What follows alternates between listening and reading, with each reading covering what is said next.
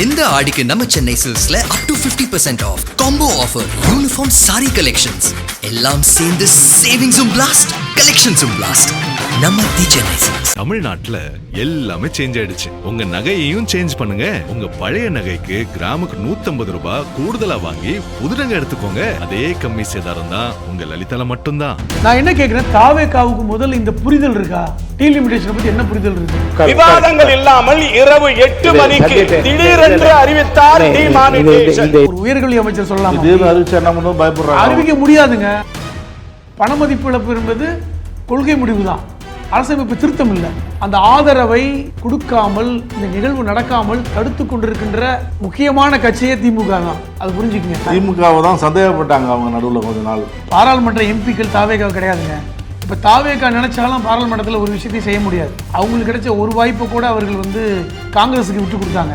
அப்போ உத்தரப்பிரதேசம், மத்திய பிரதேசம், பீகார், ராஜஸ்தான் இந்த 4 மாநிலங்களில் எந்த கட்சி மெஜாரிட்டியாக வருதோ அந்த கட்சி இந்தியாவை ஆட்சி செய்யும். இன்னைக்கு நிலைமைக்கு 4 மாநிலத்தை யார் ஆட்சி பண்றாங்க? இன்னும் ஒரு 30 வருஷத்துக்கு தள்ளி வைங்க, அப்போதைக்கு மக்கள் தொகை கணக்கெடுப்புல நம்ம முடிவு பண்ணிக்கலாம் அப்படின்னு சொல்றோம். இந்த புரிதல் தாவேகாவுக்கு இருக்கா? இந்த கேள்வி நான் கேட்கிறேன். நக்கீரன் நேயர்களுக்கு வணக்கம். இன்று நம்முடன் கருத்துக்களை பகிர்ந்து கொள்ள இணைந்திருக்கிறார் திமுகவை சேர்ந்த எழுத்தாளர் புதுமடம் ஹலீம் அவர்கள். வணக்கம். வணக்கம். தொகுதி மறுவரை இந்த விஷயம் குறித்து தான் இன்றைக்கி தீர்மானம் கொண்டு வந்திருக்கிறாங்க. அதாவது மக்களவையில் 543 எம்பிக்கள், இந்த எண்ணிக்கை மாறக்கூடாது, இது எப்படியே இருக்கணும், நிரந்தரமாக இருக்கணும் அப்படிங்கிறது தான் தாவேகா அரசு முதலமைச்சர் விஜய் கொண்டு வந்த தீர்மானம், தனி தீர்மானம். இதை பற்றி இன்றைக்கி எல்லோரும் ஒவ்வொரு கட்சி தலைவர்கள்லாம் பேசினாங்க, ஒவ்வொருத்தரும் ஒரு கருத்து தெரிவித்தாங்க. அவங்க கூட்டணி கட்சிகள்லாம் ஆதரவு, பிரதான எதிர்கட்சியான திமுகவும் ஆதரவு தான். பாமக திமுகவும் எதிர்ப்பு தெரிவிக்கிறாங்க. எப்படி பார்க்குறீங்க? கண்டிப்பாக தென்னிந்தியா மாநிலங்களுக்கு பெரிய ஆபத்து என்பதை எல்லா மாநிலங்களும் உணர்ந்து தான் இந்த விஷயத்துக்கு எதிர்ப்பு தெரிவிக்கிறது நம்ம பார்க்குறோம். மேற்கு வங்காளத்தை சேர்ந்த அப்பொழுது முதலமைச்சராக இருந்த மம்தா பானர்ஜியுமே அது பெரிய அளவில் எதிர்ப்பு தெரிவித்தாங்க. இப்போ நீங்கள் இந்த சட்டமன்றத்தில் இந்த தீர்மானத்தை கொண்டு வந்திருக்காங்க, இதுக்கு திமுகவும் ஆதரவு கொடுத்துருக்காங்க, இதில் ஒன்றும் மாற்று கருத்து இல்லை. ஆனால் இதை முறையாக இது எப்படி கொண்டுட்டு போகணும் அப்படிங்கிறதுல திமுகவுக்கு சில கேள்விகள் இருக்கிறது, சில ஆலோசனை இருக்கிறது. குறிப்பாக 2025 மார்ச்சில் அப்பொழுது திமுக ஆட்சியில் இருந்தபோது திராவிட முன்னேற்ற கழகத்துடைய தலைவர், அப்போதைய முதல்வர் தளபதி ஸ்டாலின் அவர்கள் மார்ச் மாதம் அனைத்து கட்சி கூட்டம் கூட்டினார். கிட்டத்தட்ட 45 கட்சிகளுக்கு அழைப்பு கொடுக்கப்பட்டது. எம்பியாக இருக்குன்னு அவசியம் இல்லை, எம்எல்ஏ இருக்குன்னு அவசியம் இல்லை, கட்சிகளாக இருக்கின்ற அத்தனை கட்சிகளுக்கும் அழைப்பு கொடுத்தாங்க. 45-46 கட்சி, இதே தாவேகா உட்பட பல கட்சிகளுக்கு அழைப்பு விடுத்தாங்க. ஏன் கட்சிகளுக்கு அழைப்பு விடுத்தார்கள் என்றால் இது தமிழ்நாட்டு நலன் சார்ந்தது. இது நீங்கள் வெறுமனை பெரிய கட்சிக்கு தான் இல்லை, சின்ன கட்சிக்குன்னு இல்லை, தமிழ்நாட்டுக்கு எதிரான ஒரு விஷயமாக இருக்கிறதுனால அனைத்து கட்சி கூட்டம் கூட்டப்பட்டது. ஏகமனதாக முடிவுகள் எப்படி எடுக்கப்பட்டதுன்னா, இந்த 543 இடங்களும் மாற்றக்கூடாது.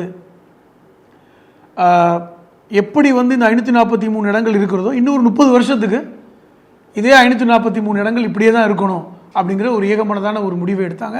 அப்பொழுதும் பாஜக தான் கலந்து கொள்ளலை. இப்போ நான் என்ன கேட்குறேன், இப்போ நீங்கள் எம்பிக்கள் கூட்டத்தை கூட்டினீங்க, அது தேவையற்றது, அனைத்து கட்சி கூட்டத்தை திருப்பி கூட்டுங்கன்னு நம்ம சொன்னோம், திமுக சார்பில் சொன்னாங்க, கூட்டலை. இப்போ நம்ம ஏன் இதை நம்ம ஒரு நாடகம், தாவேகாவுடைய நாடகம், இதை கூட்ட வேண்டிய இப்போ தேவையும் இல்லை என்றால், ஏற்கனவே பாராளுமன்றத்தில் இந்த மசோதா திமுகவால் தோற்கடிக்கப்பட்ட மசோதா தான்.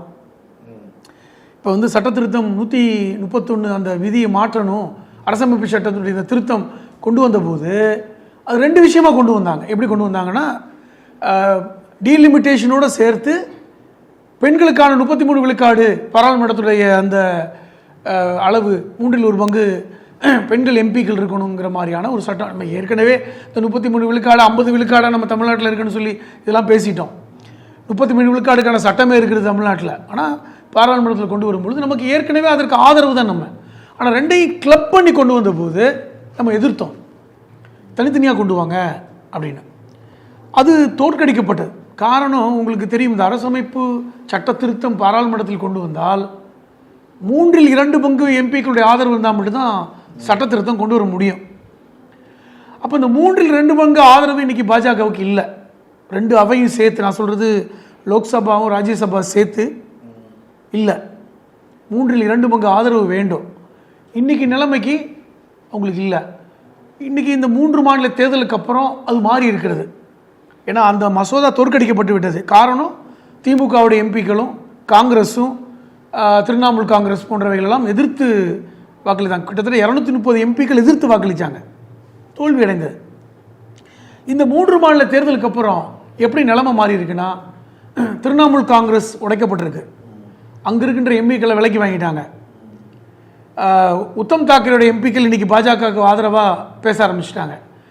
இந்த சூழ்நிலையில் இன்னும் 42 எம்பிக்கள் ஆதரவு இருந்தால் மட்டும்தான் அந்த தீர்மானத்தை, அந்த மசோதாவை வெற்றிகரமாக திருத்த முடியும். இப்போ இன்றைக்கி தமிழ்நாட்டில் எடுத்துக்கிட்டிங்கன்னா திமுகவுக்கு 30 எம்பிக்கள் இருக்காங்க. நான் சொல்கிறது 2 பக்கமும் சேர்த்து, காங்கிரஸை தவிர்த்து 39 எம்பிக்களில் காங்கிரஸை தவிர்த்து ராஜ்யசபா எம்பியில் சேர்த்தா 30 எம்பிக்கள் திமுக சார்பில் இருக்காங்க. அப்போ இவர்கள் ஆதரிக்காமல் அந்த மசோதா நிறைவேற போகிறதில்ல. முதல்ல இதில் திமுக தெளிவாக இருக்காங்க, நம்ம இந்த மசோதாவை ஏற்றுக்கொள்ள முடியாது அப்படின்னு. இதுக்கு தான் நம்ம என்ன சொல்கிறோம், இதை பற்றி பேசுகிறதை விட காவிரியை பற்றி பேசுங்க. இன்றைக்கி மேகதாது அணைக்கட்டு பிரச்சனையும் அங்கே தீவிரமாக போயிட்டு இருக்கும்போது அதை பற்றி ஒரு அனைத்து கட்சி கூட்டத்தை கூட்டுங்க.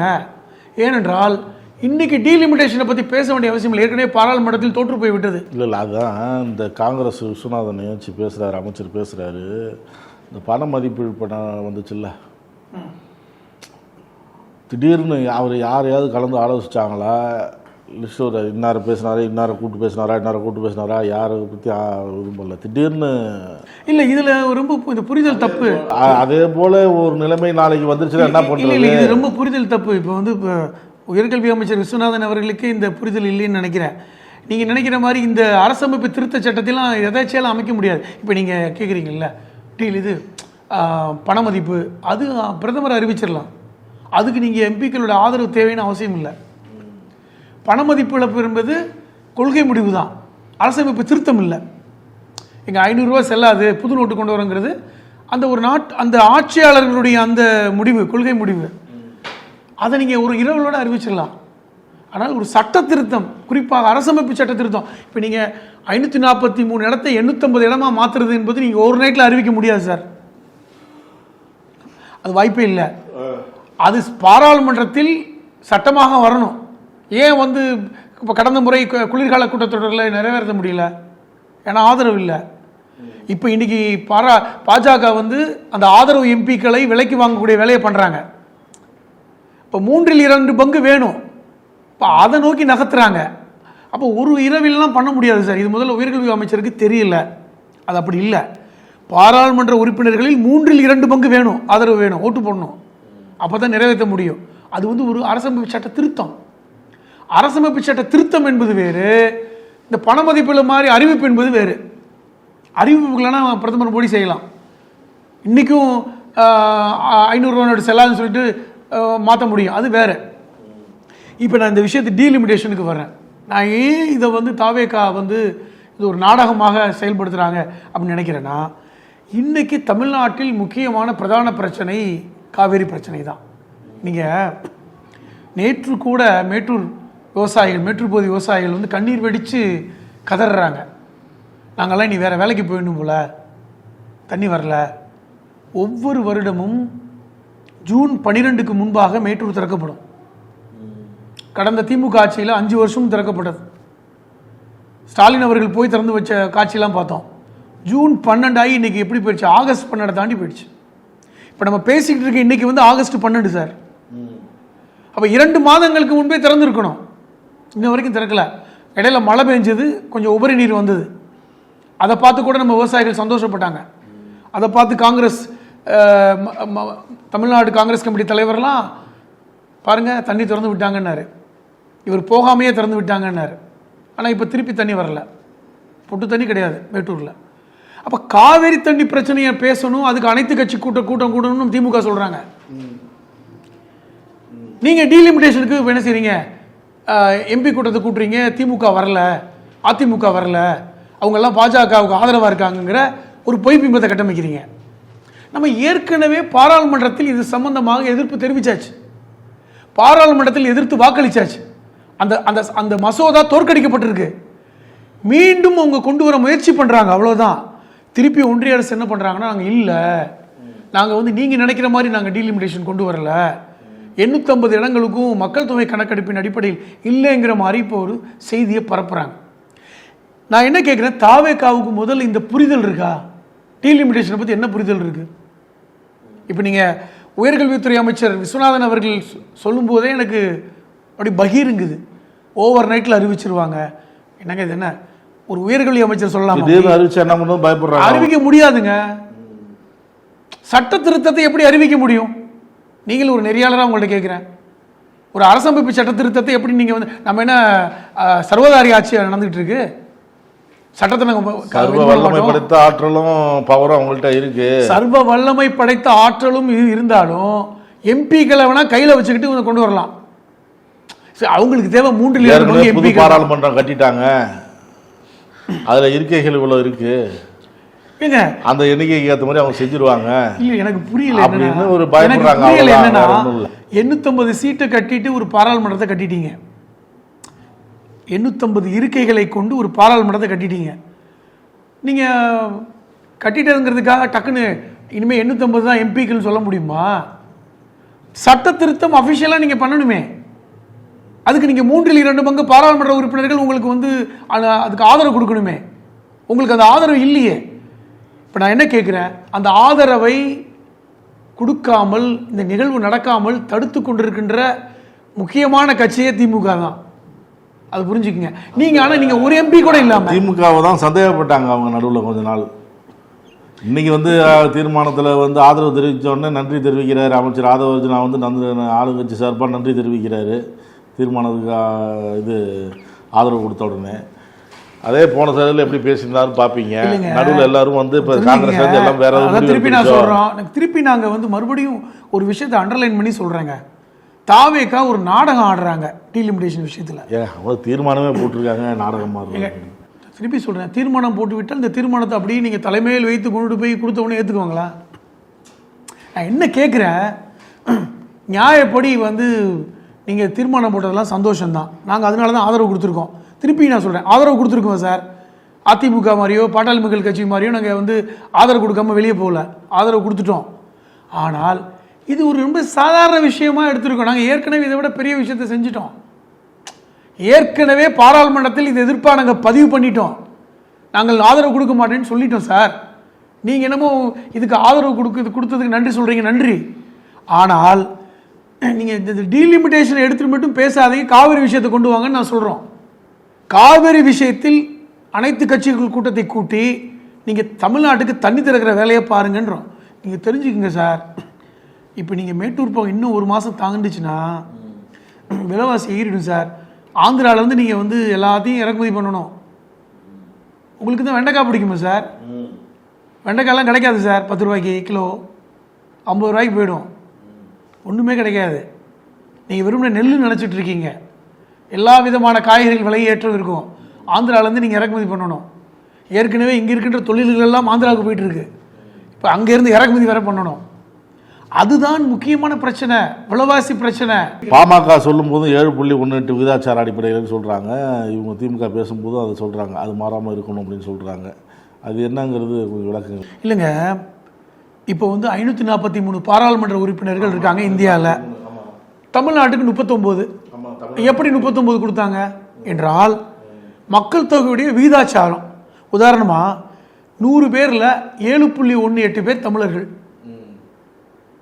14.7 பேர் உத்தரப்பிரதேச சார்ந்தவர்கள் மக்கள் தொகையில் விகிதாச்சாரம். இப்போ நீங்கள் வந்து ஒட்டுமொத்த இந்தியாவையும் 100% எடுத்துக்கிட்டிங்கன்னா அதில் 7.18% தமிழர்கள் இருக்கும். உத்தரப்பிரதேசம் 14.76 இருக்காங்க உதாரணத்துக்கு. அதன் அடிப்படையில் பார்க்கும்பொழுது நமக்கு 39 எம்பிக்கள், உத்தரப்பிரதேசத்துக்கு 80 எம்பிக்கள் கொடுத்துருக்காங்க. இது 71 மக்கள் தொகை கணக்கெடுப்பு, 1971 மக்கள் தொகை கணக்கெடுப்பு. 2011 மக்கள் தொகை கணக்கெடுப்பு இப்படி மாறிச்சு. ஏற்கனவே 72 எப்படி கொண்டு வந்தாங்கன்னா மக்கள் தொகை கட்டுப்பாடு, தடுப்பு.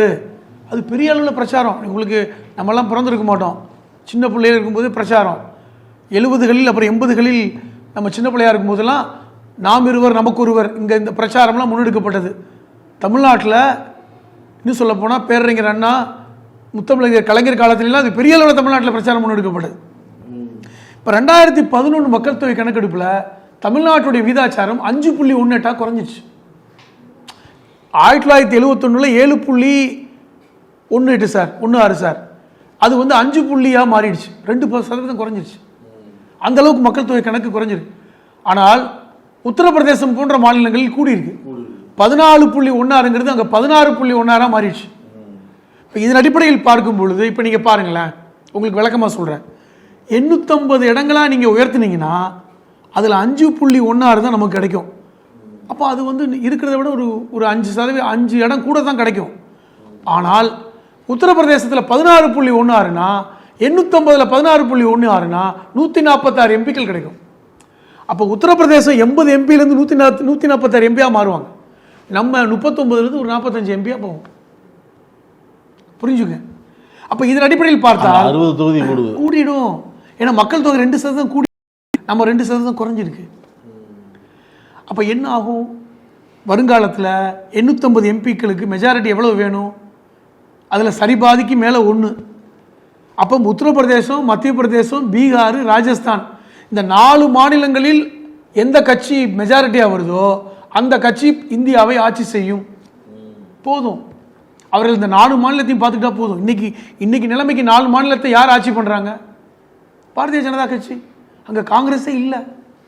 அப்போ நிரந்தரமாக இந்தியாவை ஆட்சி செய்ய வேண்டும் என்ற திட்டத்தோடு கொண்டு வரப்பட்ட திட்டம் தான் இது. நம்ம என்ன சொல்கிறோம்? நீங்கள் உயர்த்துறதாக இருந்தால் ஃபேர் டீலிமிட்டேஷன்.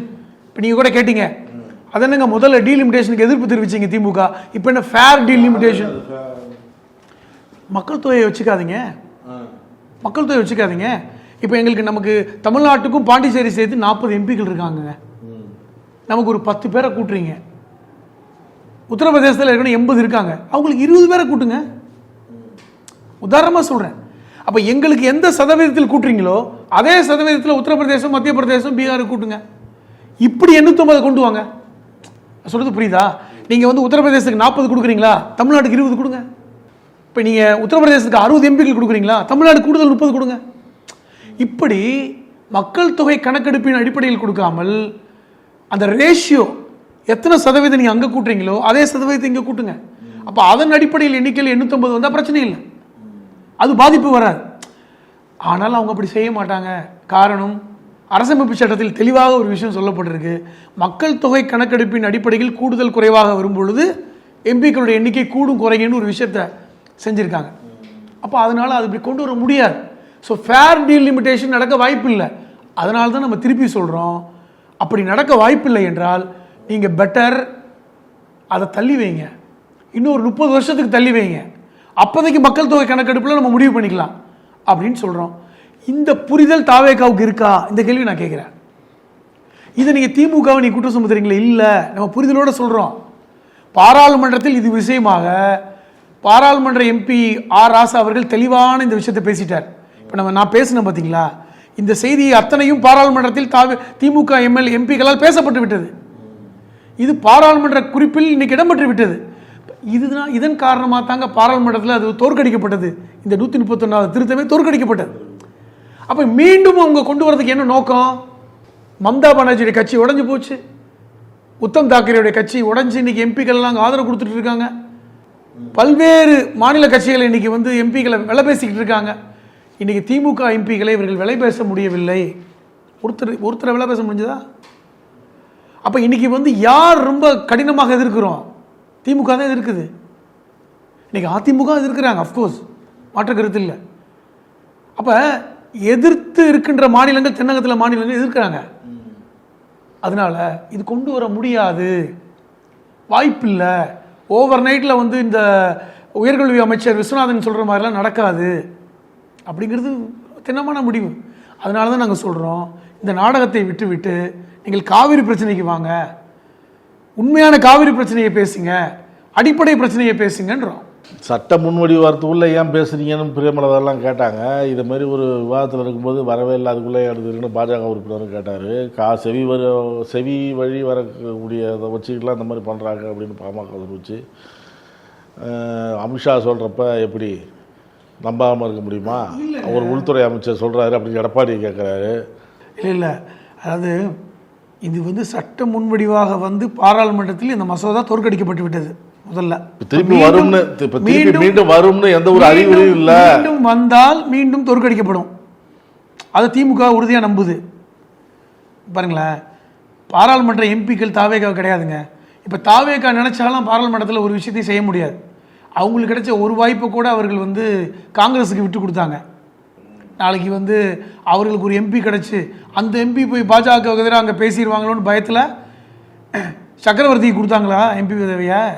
நான் என்ன சொல்கிறேன்னா, இதை வந்து தாவேகா ஒன்றும் பண்ண முடியாதுன்னு சொல்கிறேன்.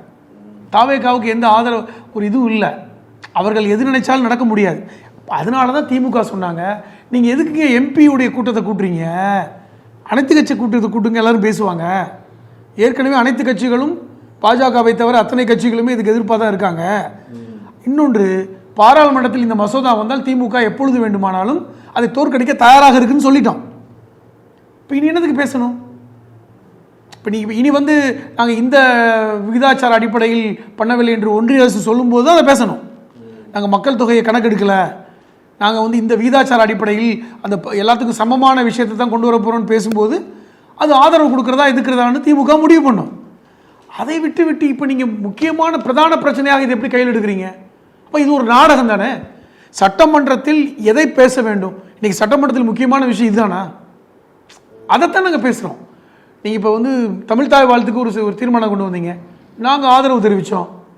தமிழ்தாய் வாழ்த்தை நீங்கள் சட்டமாக இல்லைனாலும் நாங்கள் வந்து இந்த மரபைத்தான் நாங்கள் பின்பற்றினோம்.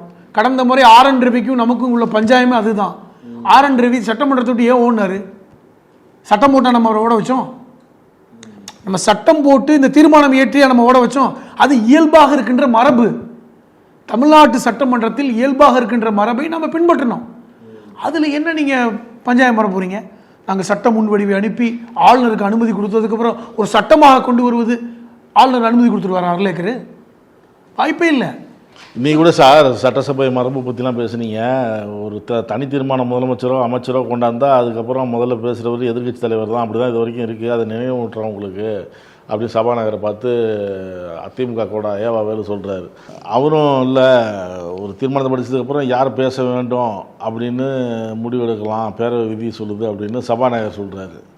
முதல்ல எதிர்கட்சி பேச வேண்டியது ஏன் வாய்ப்பை மாற்றி கொடுக்குறாரு? அதில் ஏதாவது அரசியல் இருக்கா? இல்லை சபாநாயகர் வந்து ரொம்ப தெளிவாக ஒரு விஷயத்தை பண்ணுறாரு. எது நான் செஞ்சாலும் சட்டத்தின் அடிப்படையில் தான் செய்கிறேன், விதியின் அடிப்படையில் தான் செய்கிறேன் அப்படின்னு இன்றைக்கி கொஞ்சம் அவர் தன்னை வந்து என்ன, அவங்களுடைய கட்சிக்காரங்க பேசும்போதுமே அவர் அப்படி தான் வாய் சப்தம் உயர்த்துறாரு, பார்க்க தான் செய்கிறோம். ஆனால் அவர் வந்து எதிர்க்கட்சி தலைவர் அவர்களுக்கு வாய்ப்பு கொடுக்குறார், இல்லைன்னு சொல்லலை, வாய்ப்பு கொடுக்குறார். ஆனால் அதை வந்து சொல்ல வேண்டிய விஷயத்தை சொல்லாமல் மடைமாற்றுகிற வேலையும் அவர் பண்ணுறார், அதை வந்து தடுக்கிற வேலையும் செய்கிறார். Sir ஏவாவில் ஏஞ்சார் sir. அவர் அந்த முதலமைச்சர் படிக்கிறார், அது பார்த்தீங்களா? நீங்கள் படித்த உடனே அடுத்தது வந்து சிபிஎம் செல்லசாமி ஏஞ்சி படிக்கலாம் அவை உறுப்பினர் அவங்க, அதுக்கப்புறம் இவருக்கு கொடுக்குறாரு, இவருக்கு சிபிஎம் ராஜேந்திரன் கொடுக்குறாரு. அந்த முதல்ல செல்லசாமி கொடுக்கும்போது ஏவாவில் ஏஞ்சி என்ன சொல்கிறாரு, ஒரு முதலமைச்சரோ அமைச்சரோ தனி தீர்மானம் அந்த மாதிரி ஏதாவது கொண்டாந்தால் அடுத்தது பேச வாய்ப்பு கொடுப்பது எதிர்கட்சி தலைவர் பேசுவார், அதான் இது வரைக்கும் இருக்குது நடைமுறை, உங்களுக்கு ஞாபகப்படுத்துகிறேன், உங்களுக்கு தெரியாத விஷயம் இல்லை, அதுக்கப்புறம் எல்லாருமே கொடுப்பாங்க அப்படின்னு சொல்கிறார்.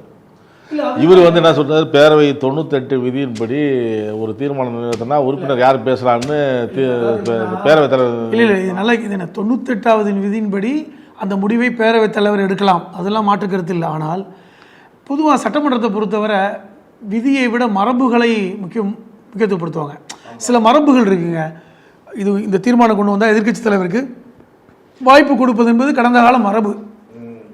இப்போ நீங்கள் மரபுகளுக்கு முக்கியத்துவம் கொடுக்கணும். விதிகளை மட்டும் பிடிச்சிக்கிட்டு இருந்து நான் சட்டத்தின் அடிப்படையில் தான் நடப்பேன்னா அது வந்து ஒரு அராஜக போக்கா சர்வாதிகார போக்கா மாறிடும். நீங்கள் சட்டத்தின் அடிப்படையில் மட்டும் நீங்கள் சட்டமன்றத்தை நடத்த முடியாது. அப்படி நடத்தினால் அது நீங்கள் இப்போ வானளாவிய அதிகாரம் எனக்கு தான் இருக்குதுன்னு சொல்கிற அளவுக்கு நீங்கள் பேச்சு மாறும். அப்போ அது வந்து எங்கே போய் நிற்கும்? அப்போ மரபுகளை வந்து சபாநாயகர் வந்து கடைபிடிக்கணும்னு தான் இவ வெளி சொல்கிறாப்புல. மரபுகள் முக்கியம், அந்த மரபுகளின் அடிப்படையில் தான் அதை நடத்தணும் அப்படின்னு, அது முக்கியமானது, அதை ஞாபகப்படுத்துகிறாங்க. ஆனால் சபாநாயகர்னால் இங்கே இருக்கிற யாருக்குமே ஒன்றும் தெரியல, எம்எல்ஏக்களுக்கு அது தாவேக எம்எல்ஏக்கு ஒன்றும் தெரியல, அவர் எல்லா எம்எல்ஏக்கையும் பார்க்கக்கூடாது. எதிர்கட்சியில் இருக்கவங்க ஏற்கனவே பல முறை சட்டமன்றத்துக்கு உள்ளே வந்து அமைச்சர்களாக இருந்தவர்கள், சட்டமன்றத்தில் பேசுகிறவங்க. தாவேகா எம்எல்ஏக்கள் பெரும்பாலானவர்கள் புதுசு, பெரும்பாலான இருக்கிற 108 பேரும் புதுசு தான். அவர்களுக்கு நீங்கள் பாடம் எடுங்க, இதுதான் விதின்னு சொல்லுங்க, உங்கள் அமைச்சர்களுக்கே சொல்லுங்க. ஆனால் மரபுகளை ஞாபகப்படுத்த வேண்டிய தேவை இருக்குல்ல, அதைத்தான் ஈவா வேலு சொல்கிறார். இந்த மரபுகளை சபாநாயகர் வந்து கடைபிடிக்கணும் அப்படின்னு சொல்லிட்டு, இதெல்லாம் சொல்ல வேண்டிய செய்தி தான். அதை வந்து எதிர்க்கட்சி தலைவருக்கு வாய்ப்பு கொடுக்கணும், முதல்ல விஷயங்கள் படணும், அனைத்து கட்சிகளையும் அரவணைத்து விஷயத்தை கொண்டுட்டு போகணும் அப்படிங்கிறது ஞாபகப்படுத்துறாங்க. அது ஒன்றும் தவறு கிடையாது. கருத்துக்களை பார்வையிடுவதற்கு நன்றி. நன்றி நன்றி. நக்கீரன் டிவிக்கு சப்ஸ்கிரைப் செய்யுங்கள். உங்கள் ஆதரவே எங்கள் பலம். ஆசிரியர்களுக்கு நண்பனாகவும் மாணவர்களுக்கு ஆசானாகவும் திகழும் தேர்வு வழிகாட்டி. ஒவ்வொரு பாடத்திற்கும் அனுபவமிக்க ஆசிரியர்களின் துல்லியமான தெளிவான விடைகள். CNC இருக்கு, தேர்வு பயம் எதற்கு? இது தீரன் பப்ளிஷிங் ஹவுஸ் விற்பனை வெளியீடு.